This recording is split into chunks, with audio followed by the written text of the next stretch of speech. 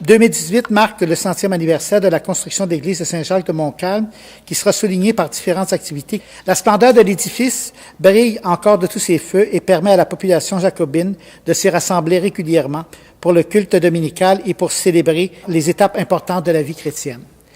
Plus qu'un monument, plus qu'un témoin de ceux et celles qui ont eu la foi de bâtir cette église, cette maison est une maison ouverte qui, je pense, est appelée à conserver dans le milieu et autour du milieu une signification particulière. D'abord en raison de sa qualité architecturale, mais aussi parce qu'elle est complètement empreinte d'une spiritualité.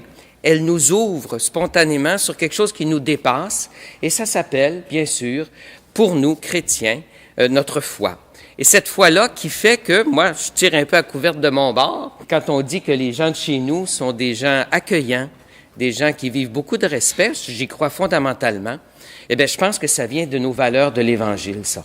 Je pense qu'il faut travailler à transmettre ça aux générations qui viennent. Et la beauté d'un lieu, ben, c'est évidemment quelque chose qui aide. C'est un moyen pour transmettre. C'est le témoignage de ceux qui nous ont précédés et c'est aussi, bien sûr, toute l'énergie, le don de soi que font les gens de Saint-Jacques, des alentours, de la paroisse pour conserver cet édifice et le maintenir ouvert. Saint-Jacques qui a été fondé en 1908 et qui va fêter 100 ans en 2018. Alors, c'est pour moi une grande joie. J'ai à peine 5 mois comme prêtre et déjà, je suis en train de fêter 100 ans. Voilà.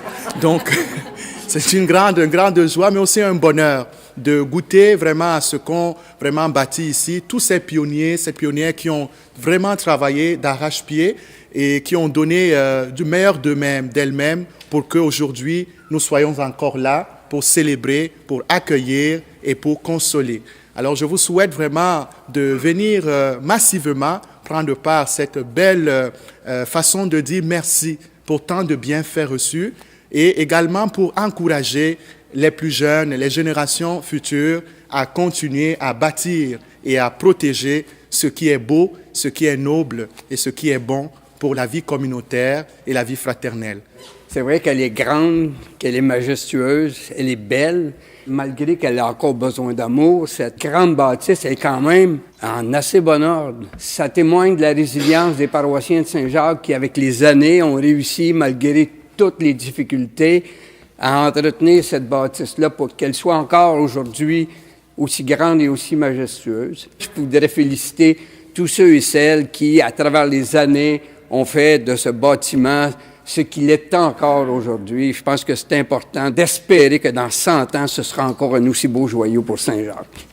Les sciences humaines, s'inspirant du domaine juridique, définissent le patrimoine comme étant l'héritage de biens familiaux. Les objectifs sont mettre notre Église en valeur dans son patrimoine bâti, développer des activités favorisant le tourisme religieux, initier un partenariat formel entre la municipalité, la Maison Horeb et le Conseil de fabrique afin de mettre en place un circuit culturel et patrimonial. Il y a un siècle, guidés par un architecte et un entrepreneur audacieux, de nombreux artisans répondirent à l'appel de leur curé pour bâtir beau et grand. Il nous appartient de conserver cet héritage culturel et de le transmettre aux générations futures.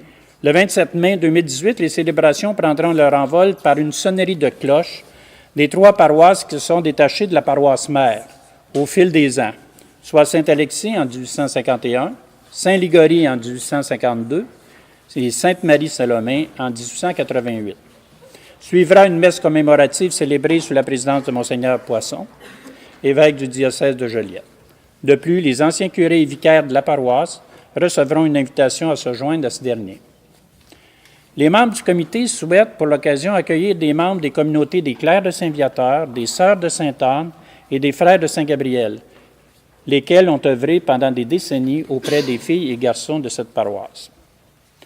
La célébration sera rehaussée par la présence des membres de la chorale de la paroisse Notre-Dame de l'Acadie qui se joindront à la chorale Les Voix de l'Achigan sous la direction de M. Luc Loca. De plus, les jeunes musiciens de la section relève de l'Orchestre symphonique de Joliette prendront part à l'office religieux, lequel sera suivi d'un grand dîner champêtre qui aura lieu au Parc des Cultures à l'arrière de l'église. Le 24 juin, dans le cadre des Fêtes nationales des Québécois, de la Fête nationale, un vernissage d'une exposition de photos permettra de découvrir notre Église sous des angles qui nous sont moins familiers. L'exposition se poursuivra tout au long de la période estivale, la rendant ainsi disponible lors des visites guidées offertes aux visiteurs durant l'été. Dans le cadre des activités du Festival acadien en Nouvelle-Acadie, une soirée patrimoine se tiendra le mercredi 15 août. Pour l'occasion, 2 invités nous entretiendront d'une part sur les origines de Saint-Jacques et d'autre part sur l'architecture de l'Église. M. Clément Ricard, conférencier au Verbe coloré, nous fera faire un voyage historique de la France à Saint-Jacques en passant par l'Acadie. Dr. Luc Noppen, spécialiste de l'histoire de l'architecture au Québec et en particulier de la conservation du patrimoine religieux, nous entretiendra sur ces sujets. La soirée sera enfin l'occasion pour lancer le volume Saint-Jacques, un inestimable patrimoine, lequel mettra en vedette l'Église, son architecture et le siècle qui a vu évoluer notre milieu. Une cérémonie de clôture suivra la messe dominicale du 26 août avec la plantation d'un arbre centenaire. Donc, c'est à ce jour les activités prévues par le comité. Peut-être qu'il y en aura quelques autres qui s'ajouteront en cours d'année. Donc, on vous invite fortement à participer. On a besoin de votre encouragement aussi pour faire découvrir ce joyau, cette grande dame qui est notre Église. Merci beaucoup.